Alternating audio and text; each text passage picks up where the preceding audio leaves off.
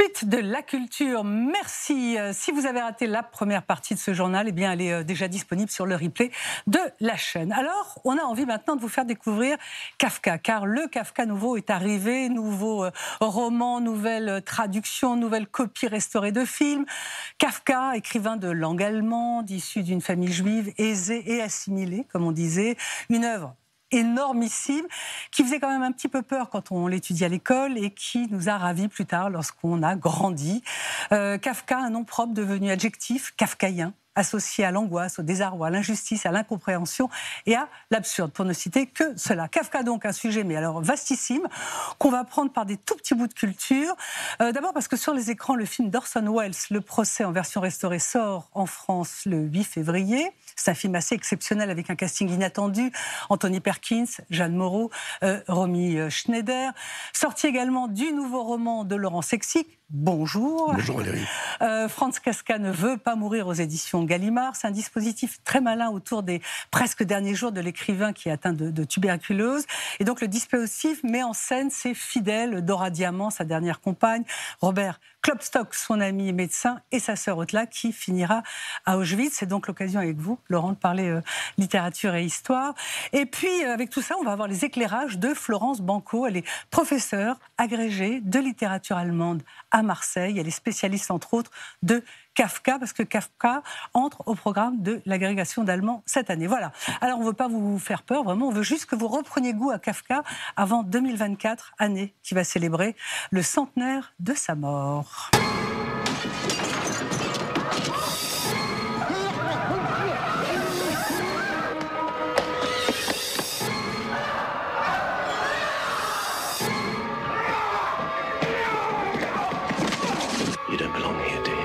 Academy Award winner Jeremy Irons is Kafka.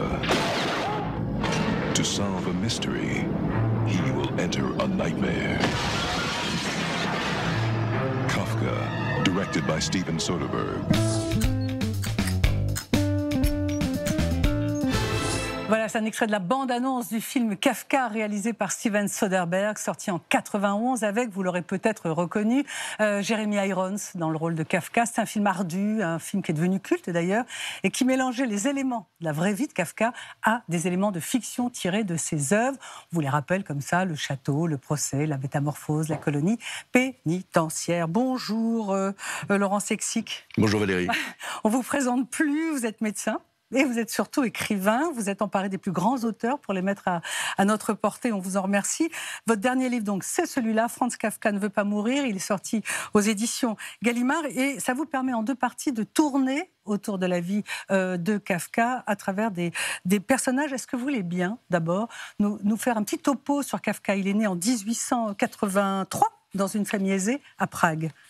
Il est né en 1883 dans une famille aisée, juive, de Prague. Enfin, cette famille comme toute la communauté juive de Prague, sort du ghetto.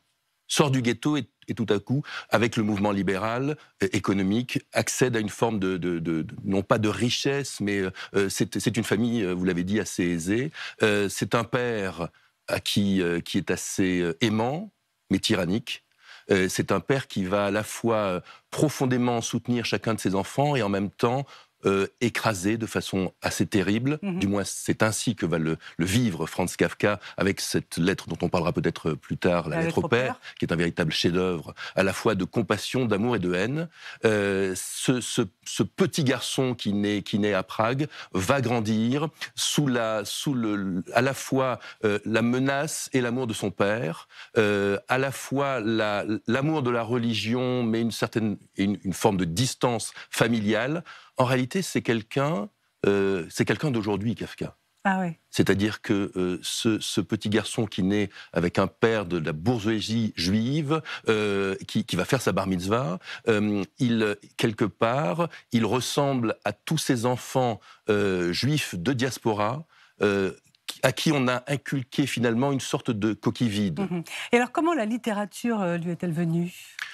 Alors elle lui est venue comme à tous les écrivains, c'est-à-dire un peu comme tombe la grâce, et un peu comme tombe une forme de malédiction. Vous l'avez dit, moi j'avais écrit sur Stefan Zweig, les derniers jours de Stefan Zweig, ou sur Romain Gary.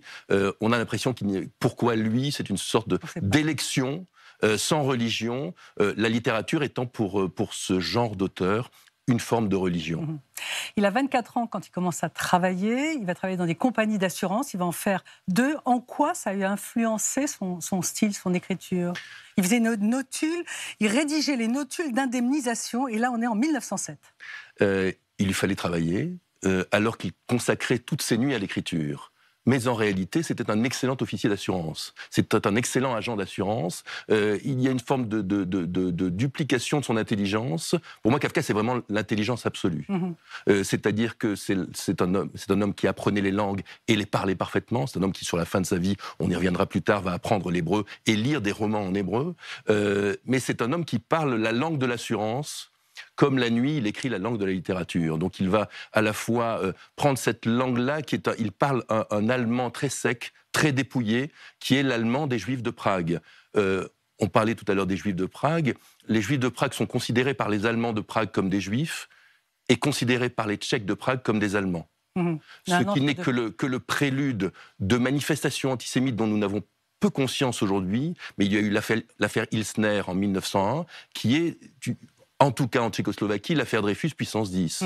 C'est-à-dire que dans les rues même de Prague, devant le magasin, puisque donc Hermann Kafka disposait d'un grand magasin près de la grande place de Prague, il y aura des manifestations antisémites où on va dévaster des magasins, on va passer pas très loin du pogrom, et Kafka va y assister depuis sa fenêtre. Alors son magasin va être épargné, le magasin de son père, mais il va avoir cette phrase extrêmement prophétique, comme l'est toute l'œuvre de Kafka, qui est de dire, mais avant 1914, des menaces menacent les Juifs. L'univers du bureau, de l'administration, est-ce que ça a eu une influence sur son style voilà, on associe toujours Kafka à des espèces de dédales administratifs compliqués. C'était le fait de travailler dans les assurances qui a poussé... Alors, vous avez raison d'y revenir. C'est vrai qu'il y a dans le procès, il y a dans le château une espèce d'univers qui pourra être attribué à l'univers concentrationnaire plus tard, mais qui est sous la forme d'une pression sur les organismes et sur les êtres qui vient en partie de son travail, qui l'ennuyait prodigieusement. C'était un excellent agent d'assurance, mais il vivait un véritable cauchemar dans cette administration-là. En réalité, la première compagnie l'a quitté assez vite, oui. Et ensuite il a pantouflé, mais vraiment jusqu'à la fin, jusqu'à sa retraite. Mais il était protégé parce que l'un des 2 seuls juifs à être admis dans cette compagnie d'assurance, qui était la plus grande compagnie d'assurance d'Autriche-Hongrie. Donc il faut mesurer aussi cette pression-là qu'on ressent dans ce livre, même si dans le procès, dans le château, il n'est nulle mention de juifs, on peut reconnaître malgré tout cette forme d'unicité du destin juif dans ces livres-là. Il y a aussi, je pense qu'on y reviendra, outre cette extraordinaire pression des agents d'assurance et de cette administration, cette pression du père, on l'a dit, cette pression des femmes, on y reviendra, avec cette incapacité qu'avait Kafka de s'engager dans un couple jusqu'à sa dernière année d'existence, où là, pétrifié par le devoir et par la nécessité de se lier à quelqu'un. Oui. Kafka a 34 ans quand on lui diagnostique la tuberculose, et c'est là que votre roman Kafka ne veut pas mourir, s'ouvre. Vous le décrivez, un grand type maigre, comme un clou, pas méchant, qui écrit des livres. Donc voilà, Kafka au sanatorium, c'était un point de départ absolu pour le cerner, en fait. Oui, moi j'avais longtemps tourné autour de Kafka, ça fait 10 ans que j'essayais d'écrire sur lui, après Zweig et après le cas Edouard Einstein. Et vous avez bossé 5 ans pour le bouquin. Oui, c'est un tel univers, vous m'avez dit, quand vous êtes plongé dedans et vous connaissiez Kafka, on a l'impression qu'on peut s'y perdre, et en réalité, on a l'impression aussi que c'est un tel univers qu'on va y trouver de la lumière. Parce que c'est ça aussi que j'aimerais dire. On a parlé tout à l'heure d'un Kafka crépusculaire. Pour moi, Kafka est drôle. Kafka offre des sortes de perspectives de vie à tout un chacun. Avec son journal, il écrit une sorte d'atelier d'écriture. Si vous voulez comprendre ce qu'est un écrivain, il faut lire le journal. Le sanatorium, en réalité, les sources du sanatorium, c'était le fait que sa vie bascule le 10 août 1917, pendant la nuit, lorsqu'il crache du sang. Avant, c'est un écrivain qui attire en lui quelque part le malheur, et le malheur lui tombe dessus. Il va se servir de sa maladie aussi comme une forme de rédemption. Le sanatorium C'est là où, évidemment, il y avait la seule chance de survie. C'est là où il va passer des mois et des mois. Et pour moi, en effet, c'était le point de départ de cette histoire. Franz Kafka ne veut pas mourir. C'était le moyen de le voir. C'était le moyen de dresser une sorte de... Parce que c'est un roman d'ambiance à la montagne magique de Thomas Mann, qui est un autre des maîtres de Kafka et Zweig aussi un peu. Il y a plus une ambiance Zweig, je trouve, dans ce sanatorium. Oui, je pense qu'on n'échappe pas à ces maîtres. Moi, pour l'origine du sanatorium, j'avais dédié ma thèse de médecin à l'âge de 28 ans à Franz Kafka. Ah. Et la thèse de médecin concernait l'extension des cancers bronchiques en IRM. Donc il y avait un rapport au poumon et un rapport à...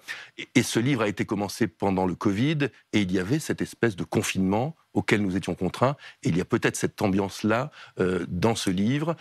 C'est le début de cette histoire, parce que c'est là où l'un des 3 personnages clés, à la fois de la fin de la vie de Kafka et de ce roman, un personnage au destin absolument hallucinant, Robert Klopstock va rencontrer Kafka. En quelques mots, avant qu'on écoute Florence Blanco.